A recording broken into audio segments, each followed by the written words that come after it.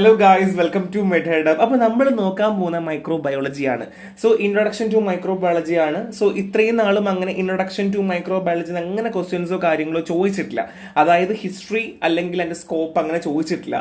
In case ചോദിക്കുവാണെങ്കിൽ മിക്കവാറും 2 മാർക്കിനൊക്കെ ആയിരിക്കും, അല്ലെങ്കിൽ ഒരു 5 മാർക്കിനൊക്കെ മാക്സിമം ചോദിക്കുള്ളൂ. അപ്പുറം ചോദിക്കാനുള്ള ചാൻസ് ഭയങ്കര കുറവാണ്.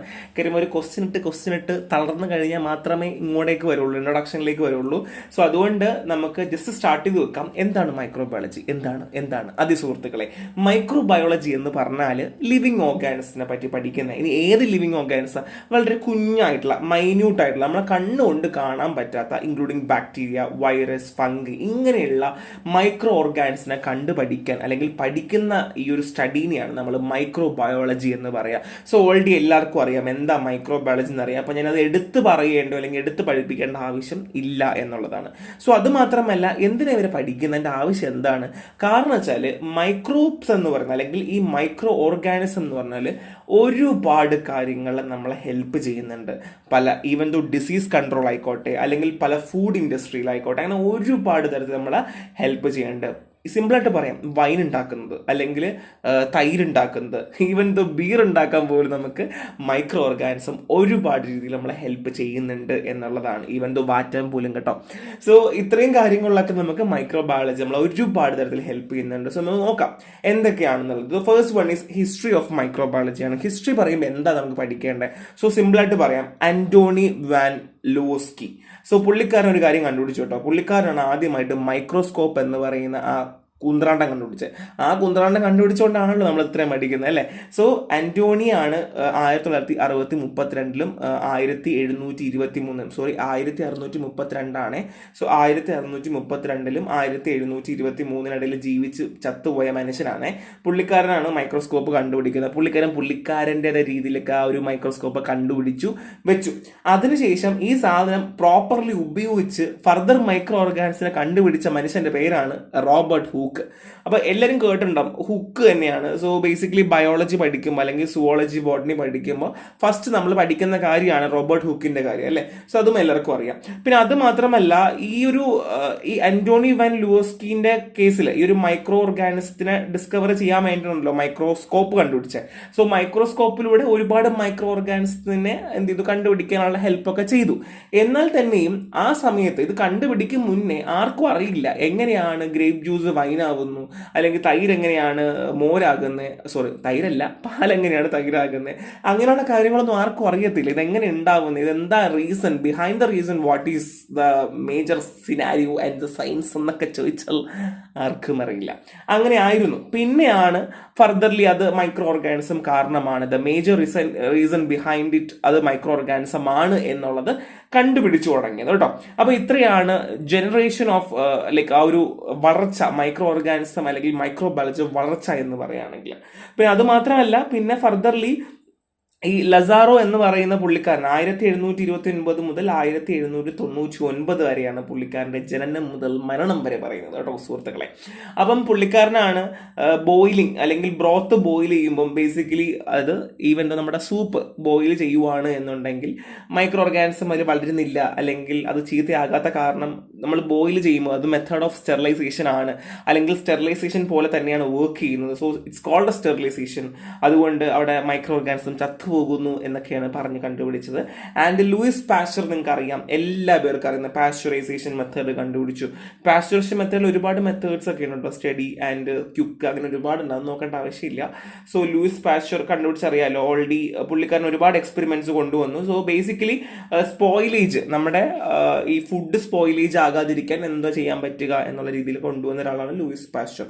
സോ ഇത്രയുമാണ് നമുക്ക് മേജർലി നോക്കേണ്ട കുറച്ച് സയന്റിസ്റ്റിന്റെ പേരും അവർ കണ്ടുപിടിച്ച കുറച്ച് കാര്യങ്ങൾ നമുക്ക് ഇത്രയും നോക്കേണ്ട ആവശ്യമുള്ളൂ, അല്ലാണ്ട് വേറൊന്നുമില്ല. സോ നെക്സ്റ്റ് വൺ ഈസ് മൈക്രോബയോളജിയുടെ പൈനിയറിങ്. അതായത് മൈക്രോബയോളജി എന്ന് പറയുന്നത് ബയോളജിയിൽ നിന്ന് കുറച്ച് വ്യത്യസ്തപ്പെട്ടിരിക്കുന്നു. എന്നാൽ മൈക്രോബയോളജിയുമായി ബന്ധപ്പെടുത്തി പറയുവാണെങ്കിൽ ഫസ്റ്റ് വൺ ഈസ് കോണിന്റെ കാര്യം. അതായത് ഫെർഡിനാൻഡ് ജൂലിയൻ കോൺ എന്ന് പറയും. പുള്ളിക്കാരനാണ് ബാക്ടീരിയ ക്ലാസിഫൈ ചെയ്യുന്നത്. So bacteria is classified by Ferdinand Julian Cohn ആണ്. സോ ബേസിക്കലി പുള്ളിക്കാരനാണ് മൈക്രോബയോളജിക്കൽ ക്ലാസിഫിക്കേഷൻ്റെ ആ ഒരു ലേ ഔട്ട് കൊണ്ടുവന്നത് കേട്ടോ.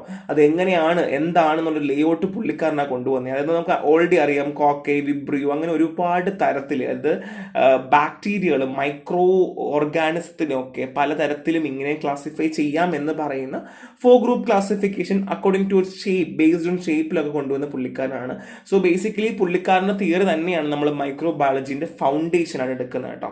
So next one is Robert Koch ആണ്. ഞാൻ ഓൾറെഡി റോബർട്ട് ഹൂക്കിനെ പറ്റി പറഞ്ഞു. സോ റോബർട്ട് കോച്ച് ആണ് പറയാൻ പോകുന്നത്.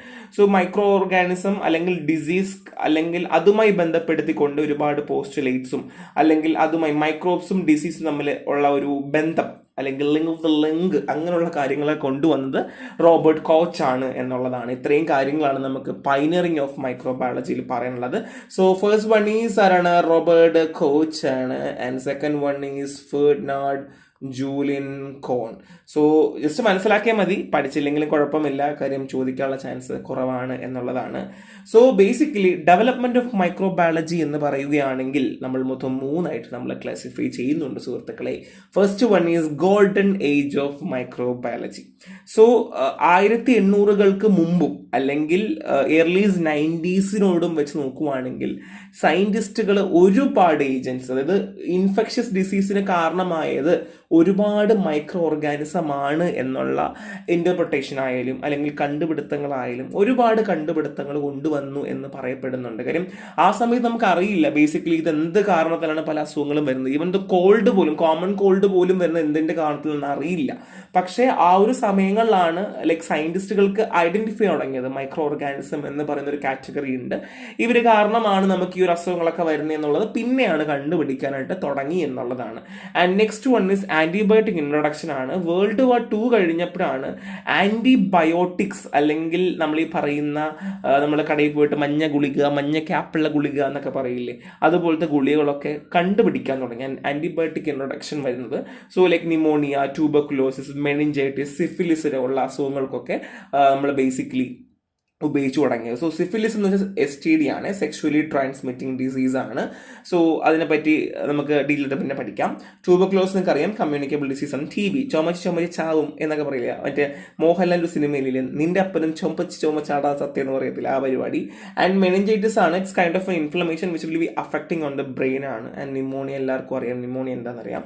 And last one is advance in virology ആണ്. സോ വൈറോളജിയിൽ എന്തൊക്കെ അഡ്വാൻസ്മെന്റ് കൊണ്ടുവന്നു എന്നുള്ളതാണ്.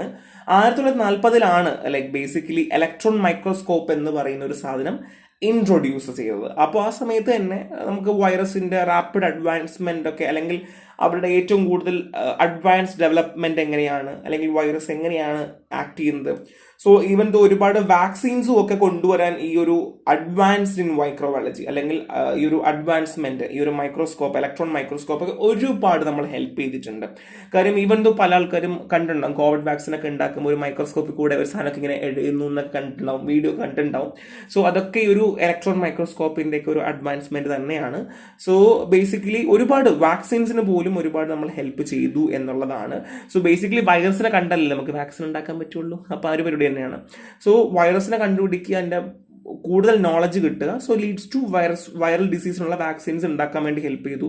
പോളിയോ, മീസൽസ്, മമ്പർ, റുബെല്ല ഒക്കെ ഇൻട്രൊഡ്യൂസ് ചെയ്തു 1950-ലും 1960-ലും ഇൻട്രൊഡ്യൂസ് ചെയ്തു എന്നുള്ളതാണ്. ഇത്രയുമാണ് ഡെവലപ്മെന്റ് ഓഫ് മൈക്രോബയോളജി പറയുവാണ് എന്നുണ്ടെങ്കിൽ കേട്ടോ.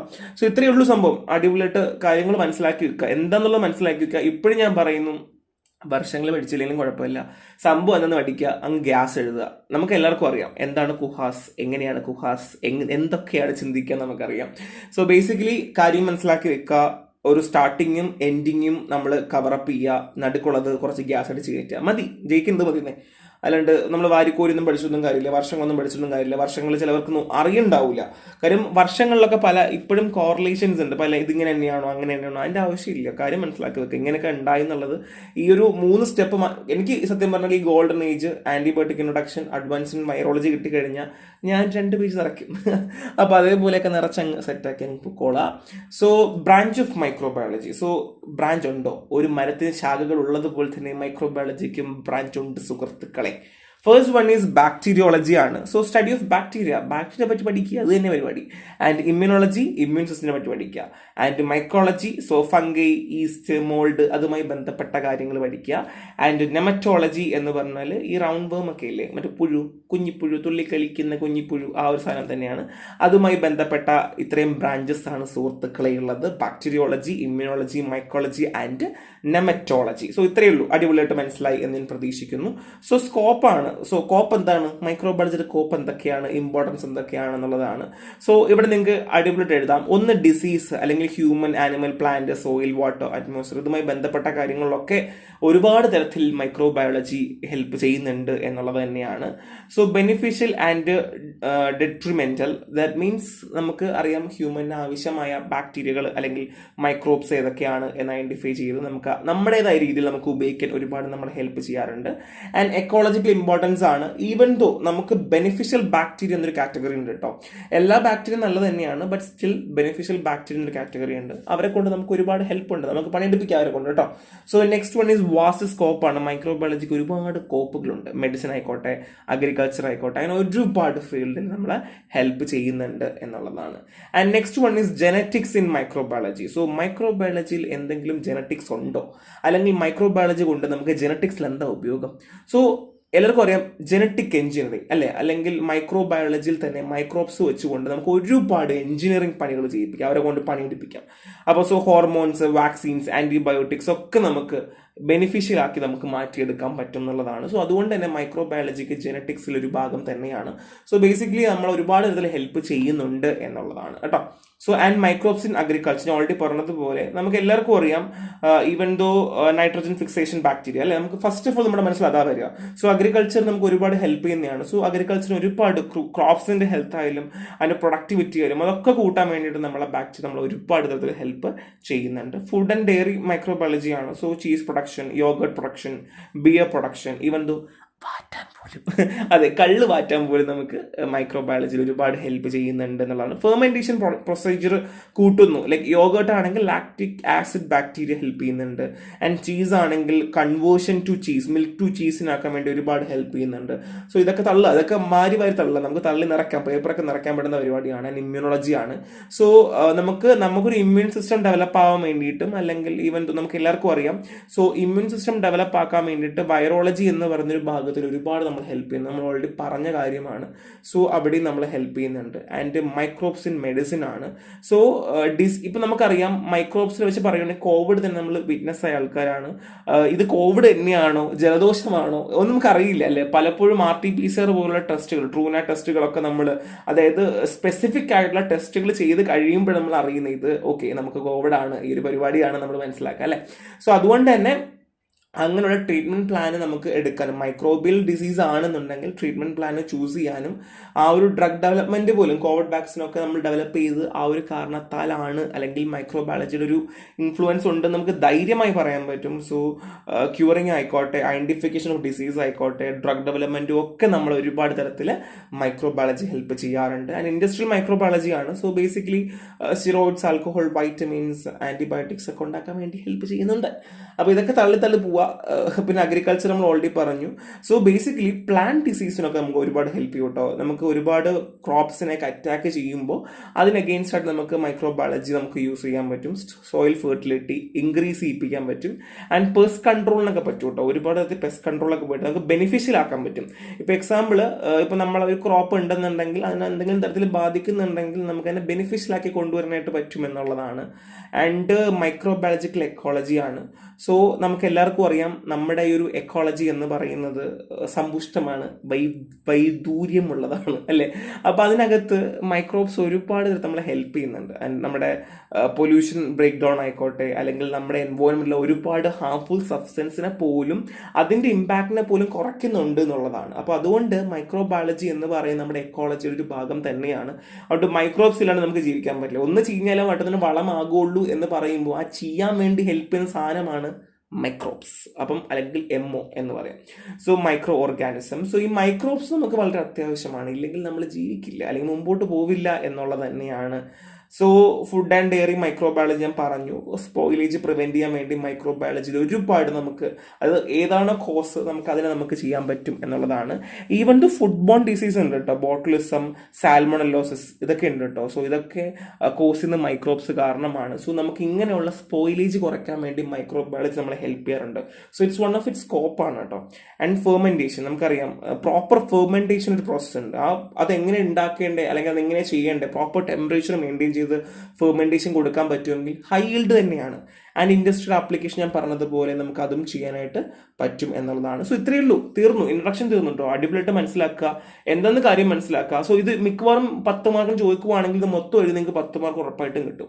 സോ അണ്ടർലൈൻ ചെയ്ത് പോവുക, കാര്യങ്ങൾ മനസ്സിലാക്കുക. സോ കാര്യം എന്താണെന്ന് മനസ്സിലാക്കുക, അത് ഐഡന്റിഫൈ ചെയ്യുക, എഴുതുക എന്നുള്ളതാണ്. സോ നമ്മൾ എന്ത് പറഞ്ഞേ, എന്താ മൈക്രോബയോളജി, ഹിസ്റ്ററി പറഞ്ഞല്ലേ, റോബർട്ട് ഹൂക്ക്, കോച്ച്, അവരുടെ കാര്യങ്ങൾ പറഞ്ഞു, ആന്റോണിന്റെ കാര്യം പറഞ്ഞു. സോ മൈക്രോസ്കോപ്പ് ഡെവലപ്മെന്റ് ആയാലും അത് പറഞ്ഞു, പിന്നെ സ്കോപ്പ് പറഞ്ഞു, അഗ്രികൾച്ചർ, നമുക്ക് ഫുഡ് ഇൻഡസ്ട്രി, അങ്ങനെ ഒരുപാട് കാര്യങ്ങൾ, മൈക്രോബ്സിന്റെ അഡ്വാൻറ്റേജ്, എക്കോളജിയിൽ ഇമ്പാക്ട് എങ്ങനെയാണ്, അല്ലെങ്കിൽ ഡ്രഗ് ഡെവലപ്മെന്റ് എങ്ങനെയാണ്, ഡിസീസ് എങ്ങനെ ഐഡന്റിഫൈ ചെയ്യാം, അങ്ങനെയുള്ള ബേസിക് പോയിന്റ്സ് മാത്രം മനസ്സിലാക്കി വെക്കുക. അത് അതുപോലെ റെപ്ലിക്കേറ്റ് ചെയ്യുക. സോ റെപ്ലിക്കേറ്റ് ചെയ്ത് നിങ്ങളുടെ ഓൺ വേ ആയിരിക്കണം. സോ പല ആൾക്കാരുടെയും പ്രശ്നം എന്താ വെച്ചാൽ നമുക്ക് സ്വന്തമായിട്ട് എഴുതിയെടുക്കാൻ പറ്റുന്നില്ല, എനിക്കതിനെ റെപ്ലിക്കേറ്റ് ചെയ്യാൻ വേറെ എനിക്ക് വേർഡ്സ് ഇല്ല എന്ന് പറയുന്ന ആൾക്കാരുണ്ടാവും. സോ അവർ നോട്ട് വായിക്കുമ്പം ഒരു കുന്നോളം വായിക്കുമ്പം അല്ലെങ്കിൽ കുന്നിക്കുരുവോളം കിട്ടും എന്ന് പറയുന്ന പോലെ ഒരുപാട് വായിക്കുക. അപ്പം നിങ്ങൾക്ക് കുറച്ചെങ്കിലും ഐഡിയ കിട്ടും. സോ എക്സാമിന് അത്രയും ദിവസമേ ഉള്ളൂ. സോ ബേസിക്കലി ടക്കിനെ തീർക്കുക, ജസ്റ്റ് കാര്യങ്ങൾ മനസ്സിലാക്കി എടുക്കുക, ഞാൻ പറയുന്ന കാര്യങ്ങൾ കേൾക്കുക തന്നെ നിൽക്കുക, കൂടുതൽ വായിക്കാൻ വേണ്ടി നിൽക്കരുത്. വായിക്കാൻ വേണ്ടിയിട്ട് ഇങ്ങനെയുള്ള ഇമ്പോർട്ടൻറ്റ് പോയിന്റ്സ് മാത്രം വായിച്ചു പോവുക. സോ നെക്സ്റ്റ് ഇടണം. By the way.